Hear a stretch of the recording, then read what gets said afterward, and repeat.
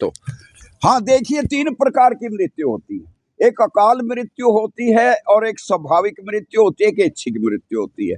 अकाल मृत्यु के अंतर्गत वो चीज आती है, हमारे राजपाल जी बैठे हैं पुराने आर्य, के भाई हम वेद मंत्र है एक हमारा, संध्या में दोनों बार पढ़ते हैं प्रातः सायं। ओम तचक्षुर्देव हितम पुरुषता शुक्र मुच्चरत पसेम सरदा सतम जीवेम सरदास्तम श्रेणुयाम सरदस्तम ब्रह्म सरदस्तम अदीना श्याम सरदस्तम भूयस्य सरदस्तात। हे परम पिता परमेश्वर, मैं 100 वर्षों तक जीता रहूं, 100 वर्षों तक चलता फिरता सुनता देखता और बोलता रहूं, 100 वर्षों तक मैं पराया अधीन ना हूं। जो 100 वर्ष पूरे करके गुजरेगा नहीं, कल मेरा भाई तेलू सिंह ठाकुर तरबीत क्या मैं सबसे बड़ा था, उसका बाप भी सबसे बड़ा था, उसको ताऊ कहते, उसने कोई चाचा कहने वाला नहीं था, और ये भी पूरे 100 कर गया। मैं 78 वर्ष का हो गया और मेरा जन्म हुआ था 1947 में मारकाट में, और वो उस दिन 22 साल का था।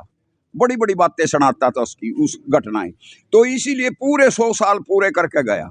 और आश्चर्य की बात एक और है, केवल 15 दिन उठाना पड़ा उसके बच्चों ने, पुत्र वधुओं ने अपने आप इसको कहा कि हे परम पिता परमेश्वर, मैं 100 साल तक पराया अधीन ना हूं।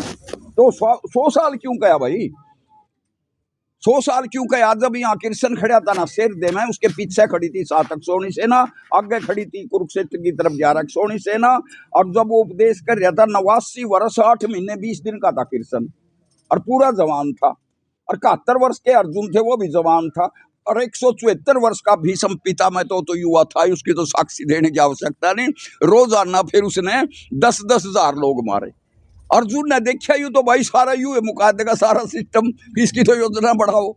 तब जाकर के उसको उपदेश दिया, किसी उस चीज का दिया, गीता का ज्ञान, क्या ज्ञान था वो 5-7 मिनट में जो दिया, और भाई वेद व्यास ने उसका बड़ा करके लिख दिया। उसको ये ज्ञान दिया था कि यहाँ कोई किसी का नहीं यार। तो इनके पिछले वो देखा ने कैसे कैसे अपराध करे। महाभारत से 1000 साल पहले मर्यादाएं टूटने लगी थी, संस्कृति मिटने लगी थी, और बड़े बड़े दुरंतर पंडित लोग भी उसको छोड़ने लगे थे, हमारे विद्वान लोग भी छोड़ने लगे थे, महाराजाओं ने भी छोड़ दिया था। इस कारण महाभारत का युद्ध होया था, और 39,36,600 लोग मरे थे। सारे निमट गए थे, थोड़े ही बचे थे पांडव आदि, सब निमट गए थे। क्यों मरे थे, कारण क्या था? आपने मारे थे, हमने मारे थे, किसने मारे थे? वो अर्जुन ने मारे थे। वो कहा मेरे पे तीर क्यों चलवावे? तो जब आप मेरे सामने गुरु द्रोणाचार्य है, जिन्हें हमने हमारे को शिक्षा दी, भीष्म पिता में जो सारा ने समेट देगा 1 मिनट में, और फिर भी कह रहे तीर चला, मैं कैसे मार सकता हूं इनको? अरे पगले, तू थोड़ा मारेगा। धर्मो रक्षती रक्षता धर्मो हंती हता। जो व्यक्ति धर्म को मार देता है, मरा हुआ धर्म उस व्यक्ति को मारता है। दुनिया में एक ही चीज है मरने के बाद काम करती है, धर्म या धर्म। इनका तो धर्म मारेगा, तू कौन मारने वाला? तो तू तो निमित्त कारण, चलाता रहो तीर, देख फिर तमाशा। ये था कारण, इसलिए उसको तैयार कराया था, उसका नाम है बैराग, बैराग उत्पन्न कराया था। और हमने फिर सारे ने कर लिया, फिर गुलाम बन गए।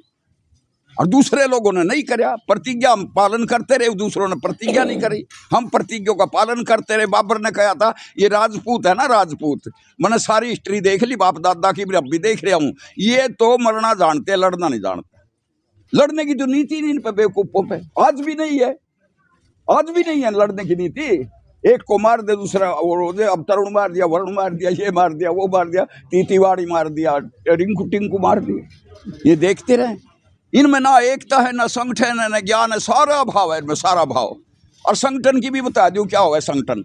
भाषा इष्ट उपासना खान पान पहरान, तुमको जहां ये 6 मिले वहां एकता जान। जहां भाषा एक होगी, विचारधारा, जैसे सिखों की तरह, भाषा का मतलब विचारधारा। जहां इष्ट देव एक होगा, जहां पूजा पद्धति एक जैसी होगी, जहां खाना एक जैसा होगा और पीना एक, और वेशभूषा एक जैसी होगी। मुच्छा ने देख के तो कोई कहा जो ठाकुर साहब है, फिर भी सोचेंगे कई बार, बोले पंडित भी रखा ले मुझ तो। हम ना कह देना कोई कि ब्राह्मण है के है, गिले कह देंगे ठाओ ठाकुर साहब। जहां भी गई इस पगड़ी का सम्मान मिलता, अपनी ड्रेस नहीं छोड़ी। एक तुम्हारे गोंदर वाले ने नहीं छोड़े, तुम्हारा प्रोफेसर है। ये तो गोल मोड़ है हिंदू, तो बताना पड़ेगा, मैं फलाने गांव का, फलानी जाति का, फलाने दूध का। क्या है ये? भाषा इष्ट उपासना खान पान पहरान, तुमको जाए 6 मिले वहां एकता जान। ले लो सन्यास, तो स्वामी दयानंद ने भी सोचा था, पहाड़ पर चढ़ कर लिया, आत्महत्या हो जाएगा सन्यास। वो जगह योग कहने लगे नहीं नहीं मेरा भारतवर्ष जो यू बैठा ना इस पे बारूद के ढेर पे, पहले इनको लेके जाऊंगा यार, तेरे कल्ले मुक्ति करे तो क्या हुआ है। उन्हें फिर प्रयोग किया उस चीज का, बेशक जहर दे दिया लोगों ने, ऐसा ज्ञान दे दिया लोगों को। तो इसलिए मैं कह रहा था 3 प्रकार की मृत्यु है। अकाल मृत्यु क्यों कहते हैं, हमारे इसकी जो है मेर सिंह जी की अकाल ही मृत्यु है। 75 में ही चले गया यार, 25 पड़े हैं 25। जैसे मैंने भी धोखा किया परमात्मा के साथ, 3 साल ले गया मैं उसके 3 साल, सोच रहा था, विचार कर रहा था मैं, यूं भी नहीं मट जाए, छोरा ब्याह आ जाए, फिर पोता हो जाए, फिर पड़ो पोता हो गया, वो भी हो गया, फिर मका एक और हो जाए, फिर वो भी हो गया, फिर 28 तारीख में पोता ब्याह आ जाए, फिर वो भी ब्याह आ गया, बकायो जाओ परमात्मा ने कभी तक क्या यार, ये हर बार मिल जाएगा मनुष्य का शरीर। इसीलिए मेरा कहने का भाव ये है, तो पहले ये है अकाल मृत्यु। अब इसमें भी समझ लो थोड़ा सा, बाद में संशय करे कोई, भाई अकाल मृत्यु कैसे है, जब न्यू का काल आने पे ही मरे आदमी, दोनों सत्य हैं। काल आने पर मरे, एक सांस नहीं होता, श्वास श्वास से ओम जप बिरथा श्वास ना खोए, जैसे आवन हो अगले सांस का आवन होए न होए, श्वास श्वास से ओम जप बिरथा श्वास न खोए, न जाने इस श्वास का आवन होए न होए। काल मृत्यु भी है। और अकाल क्यों कह दिया फिर, अकाल इसलिए कह दिया रे भाई वो 25 साल और जी सकता था, जैसे मेरा भाई वो तेलू सिंह जिया पूरा आराम से जिया, ना किसी की सेवा लेने की आवश्यकता पड़ी ना कुछ पड़ी, इसलिए हो गया दोनों निराकरण इसका। तो अब कौन सी रहेगी, स्वाभाविक मृत्यु, जैसे उसकी हुई भाई की बता रहा मैं कल वाले की, कैसे ओम त्र्यंबकम यजामहे सुगंधिम पुष्टिवर्धनम उर्वारुकमेव बंधनान् मृत्योर्मोक्षयमामृता।